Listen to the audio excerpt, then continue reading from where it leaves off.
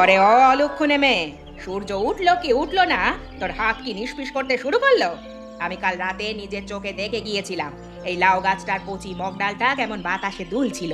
আজ সকালে দেখি সেই ডগাটাকেও কচ করে কেটে নিয়ে গেছে। তুই ছাড়া এই বাড়িতে আর কার এমন মরণ দশা হয়েছে রে মেনকা? তোকে কি আমি লাউ গাছ লাগিয়ে দিয়েছি তুই একাই খেয়ে শেষ করবি বলে? তোর তো কোনো কাণ্ডজ্ঞান নেই। সৃষ্টিকর্তা তোকে বুদ্ধি দেয়নি, শুধু দিয়েছে রাক্ষসে খিদে। তুই কি ভেবেছিস আমি কিচ্ছু বুঝতে পারছি না? প্রতিদিন এই গাছের একটা একটা করে ডগা কমছে আর তুই বেশ সাধু সেজে বসে আছিস না? বলি ও দিদি, সকালের আলোটা ফুটতে দিলে না, তার আগে আকাশ পাতাল ফাটানো চিৎকার শুরু করে দিলে। আমি কেন তোমার ডগা কাটতে যাবো শুনি? আমার কি খাওয়ার অভাব পড়েছে? এই বাড়িতে এসে তো শুধু তোমার মুখ ঝামতে আর গালমন্দই খেয়ে গেলাম। রান্না বান্না তো তুমিই সব করো, আমি তো হাত এখন দিয়ে ছোঁয়ার সুযোগও পাই না। তাহলে ডগাটা নিয়ে আমি চিবিয়ে খাবো নাকি? নিজের দোষ অন্যের ঘাড়ে চাপানো তোমার অনেক পুরনো স্বভাব। তুমি হয়তো খুব ভোরে উঠে ডগাটা কেটে নিজের ডেকচিতে পুড়েছো, আর এখন লোক হাসাতে আমাকে চোর সাজাচ্ছ। সৃষ্টিকর্তা না সব দেখছেন, কে কার হক মারছে আর কে মিথ্যে অপবাদ দিচ্ছে। তোমার মতো কুচুটে মহিলা আমি আর একটাও দেখিনি গো দিদি। মুখ সামলে কথা বল মেনকা, তোর বড় দিদি হই আমি। আমার সম্পর্কে এসব কথা বলতে তোর জিভ জড়িয়ে যায় না? আমি কেন চুরি করবো? এই গাছ তো আমার হাতের ছোঁয়ায় আজ এত বড়টা হয়েছে। তুই তো শুধু একদিন একটু জল ঢেলেছিলি, তাও তো আমি 10 বার বলার পর। আর এখন লাউয়ের মায়া তোর উপচে পড়ছে। আমি নিশ্চিত দেখেছি আজ ভোরে তোর ঘরের দিক থেকে ধোঁয়া উঠছিল। তুই নিশ্চয়ই লুকিয়ে ওই ডগাটা দিয়ে কিছু একটা করছিলি। ধোঁয়া দেখেছো মানে কি ডগা রান্না হচ্ছে? আমি একটু গরম জল বসিয়েছিলাম, শরীরটা ভালো লাগছিল না বলে। তাও কি তোমার সহ্য হচ্ছে না? তুমি তো সারাদিন ওই গাছের তলায় বসে পাহারা দাও, যেন গাছটা তোমার বাপের বাড়ি থেকে পাওয়া সম্পত্তি। গাছের পাতা যদি কমে যায় তবে সেটা অন্য কেউ নিয়েছে কিনা খোঁজ নাও, পাড়ার লোকেদের উপর নজর রাখো। আমাকে কেন অকারণে কথা শোনাচ্ছ? তোমার এই স্বভাবের জন্যই বাড়িতে কোনো দিন শান্তি আসে না। কিন্তু আমার ধৈর্যের সীমা ছাড়িয়ে যাচ্ছে। বড়দের সাথে কিভাবে কথা বলতে হয় সেটাও শিখিসনি নাকি? হ্যাঁ, আমি যা বলছি ঠিকই বলছি। তুমি তো চাও আমি বাড়ি থেকে বেরিয়ে যাই, যাতে তুমি আর তোমার ওই লাউ গাছ সুখে থাকতে পারো। কিন্তু মনে রেখো, এই গাছে আমারও সমান অধিকার আছে। উফ, এই লাউ গাছটা যা হয়েছে না, লক লক করছে পাতাগুলো। একবার ডগাটা চচ্চড়ি করে খেতে পারলে আর কিছু লাগে না। এই 200 দিন তো ঝগড়াতেই মরে যাচ্ছে। ওরা কি আর দেখতে পাচ্ছে কে ডগা নিচ্ছে? রোজ একটা করে নিলেও তো এদের 4 বছরে ফুরাবে না। অথচ দেখো কি কৃপণ, কাউকে একটা পাতা পর্যন্ত দেবে না। আজ এই বড় ডগাটা নিয়ে পালাই, সুমিত্রা টের পাওয়ার আগেই। ওরে বাবা, শব্দ হলো নাকি? পালাই পালাই। ওই শোনো, ওই তো শব্দ হলো। মেনকা, তুই কি আবার কোনো কারসাজি করছিস? আমি তো এ পাশে ছিলাম, ও পাশে গেলি কখন? লাউ গাছটাতে ভেঙে ফেলবি তুই? সৃষ্টিকর্তা জানেন তোর মনে কি আছে। এই যে গাছের একটা আস্ত ডগা ছিঁড়ে গেল, এর বিচার কে করবে শুনি? তুই তো চোরের ওপর বাটপাড়ি করছিস। ও দিদি, তুমি কি পাগল টাগল হয়ে গেলে নাকি? আমি তো তোমার চোখের সামনে আছি।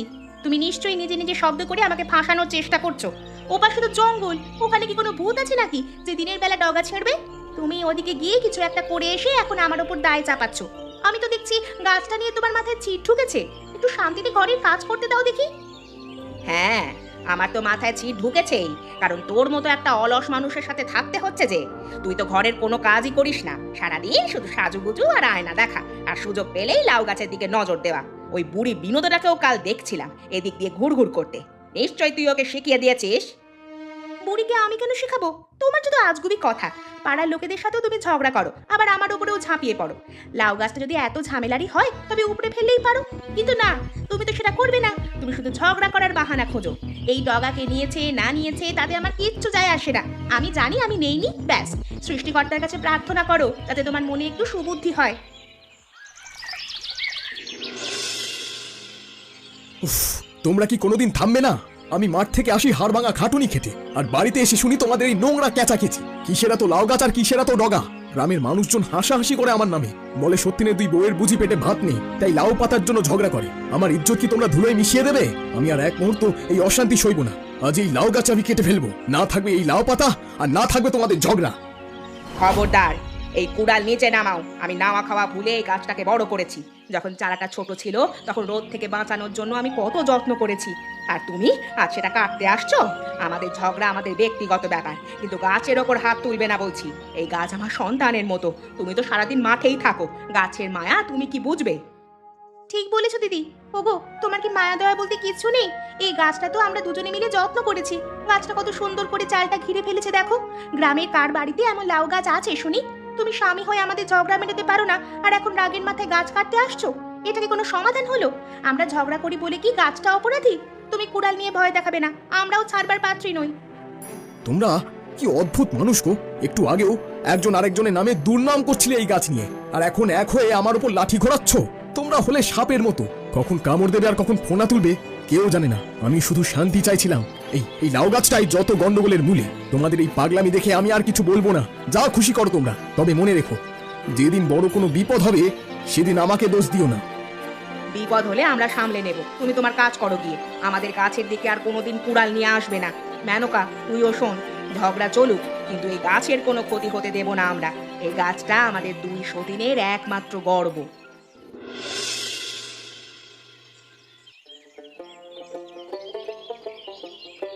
আহা সুমিত্রা, আজ কি রান্না করেছো গো? এই লাউ পাতার চচ্চড়ি যা হয়েছে না, একেবারে অমৃত। চিংড়ি মাছের গন্ধ আর টাটকা লাউয়ের ডগার স্বাদ মিশে অন্যরকম একটা কিছু হয়েছে। আমার তো ইচ্ছে করছে সারাদিন এই খেয়েই থাকি। তোমার হাতের গুণ আছে বটে, অনেকদিন পর এমন স্বাদ পেলাম। দেখলে তো, আমি যা করি মন দিয়ে করি। আমাদের গাছের জিনিস তো, তাই আলাদা একটা মায়া আছে রান্নায়। যত্ন করে না রাঁধলে কি এমন স্বাদ আসে? আমি তো সব সময় চাই তোমাকে ভালো কিছু খাওয়াতে। মেনকার মতো তো আর আলু সেদ্ধ ভাত খাওয়াই না তোমায়। ও তাই নাকি? বড় গিন্নি রান্না খেতে একেবারে আকাশ কুসুম দেখছো। আর আমি কাল যখন কষ্ট করে ডাল রান্না করলাম, তখন তো একটাবারও মুখ ফুটে বললে না যে ভালো হয়েছে। আমার রান্না তো তোমার বিষের মতোই লাগে। দিদি তো একটু ভালো করে রান্না করেছে বলে আজ তোমার মন গলে গেছে। আমি কি কিছুই পারি না? হিংসে করিস না মেনকা, হিংসে করলে শরীর খারাপ হবে। রান্নার গুণ সবার থাকে না। সৃষ্টিকর্তা সবাইকে সব কাজ দেন না। কেউ ঝগড়া করতে পারে আর কেউ রান্না করতে পারে। সত্যেন যখন ভালো বলছে, তখন তোর হিংসে হওয়ার কি আছে? তুইও রান্না করিস একদিন, দেখি তোর হাতের জাদুতে লোক পাগল হয় কিনা। খুব অহংকার হয়েছে না দিদি? ঠিক আছে, আমিও দেখে নেব। তুমি কি মনে করো আমি রাঁধতে পারি না? কাল আমি রান্না করব, এমন সব পদ বানাবো যে ওর তো কথা বাদই দাও, পাড়ার লোকেরা গন্ধে চলে আসবে। তোমার ওই একঘেয়ে লাউ পাতার ঝোল আর কেউ খাবে না। আমি শহরের কায়দায় রান্না দেখাবো। হ্যাঁ, শোন মেনকা, ঘরে বসে এই চ্যালেঞ্জ দিলে কোনো লাভ হবে না। চল, বাজারের মোড়ে আমরা দুটো দোকান দিই। আমাদের দুজনের হোটেলের ঘর একদম পাশাপাশি থাকবে।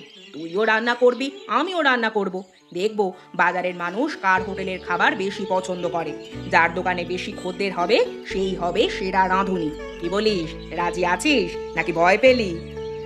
আমি ভয় পাওয়ার মেয়ে নই দিদি। তোমার এই চ্যালেঞ্জ আমি মাথা পেতে নিলাম।